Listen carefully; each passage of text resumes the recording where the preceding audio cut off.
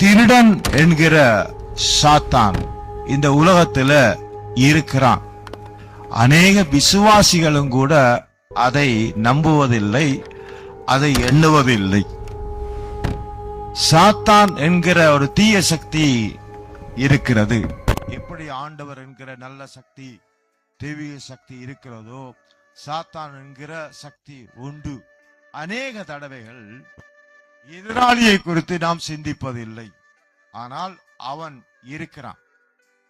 அவனுடைய நோக்கத்தை இயேசு வெளிப்படுத்தும் போது, அவன் திருடுகிறது தான் நோக்கம், அவன் கொல்லுகிறது தான் அவனுடைய நோக்கம், அழிக்கிறது தான் அவனுடைய சித்தமாக இருக்கிறது. நம்முடைய வாழ்க்கைய அவன் திருடி கொன்று அழிக்கிறது தான் அவனுடைய திட்டமாக இருக்கிறது. அவன் வேற ஒன்றுக்கும் வராதவனாக இருக்கிறான். நம்முடைய எதிராளி நம்மை தேடி வரும்போது ஒருபோதும் அவன் நன்மை செய்கிறதுக்காக வரமாட்டான்.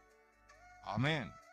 அவன் நம்மை அழிக்கிறதுக்காகவே அவன் வருகிறவனாக இருக்கிறான் என்று ஆண்டவர் சுட்டி காண்பித்தார். ஆமென். இப்ப நானோ ஜீவன் உண்டாயிருக்க வந்தேன், அவன் அழிவு உண்டாக்குறதுக்கு வந்திருக்கிறான். ஆமென். எதிர் மாறாக அவனுடைய கிரியை இருக்கிறது. ஆமென். ஆனா தேவனுடைய பிள்ளைகள் எப்பொழுதும் சத்துருவை அடையாளம் கண்டு வைத்திருக்க வேண்டும். ஆமென். சத்துரு வெறும் தூரத்தில் சில வேளையில இருப்பதில்லை, நமக்கு அருகாமையிலேயும் அவன் இருக்கலாம். ஆமென். அவனை நாம் காணக்கூடாத அளவுக்கு அவன் பெரிய தந்திரசாலிதான், காணக்கூடாத அளவுக்கு பெரியவர்கள். இயேசு நமக்கு அவனை குறித்து வெளிப்படுத்துவார்.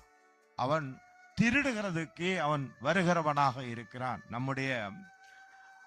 நம்முடைய வாழ்க்கையில இருக்கிற ஆவிக்குரிய வாழ்க்கையை அவன் திருட முடியும், பொருளாதார வாழ்க்கையை அவனால் திருட முடியும், நம்முடைய சரீர ஆரோக்கியத்தை திருட முடியும், நம்முடைய குடும்ப ஐக்கியத்தை சமாதானத்தை திருட முடியும். நாம் தேவன் மேல வைத்திருக்கிற அன்பை பாசத்தை திருட அவனால முடியும். அவனால பல காரியங்கள், நம்மை விட்டு ஜனங்களை திருடி கொண்டு போக முடியும், நம்முடைய வேலைகளை திருட அவனால முடியும். நாம் ஜாக்கிரதையாக இல்லாவிடில் அவனுடைய நோக்கமே திருடுகிறது தான். அவனுடைய நோக்கமே நம்முடைய சமாதானத்தை குலைக்கிறது. அவனுடைய நோக்கமே தேவன் மேல நாம்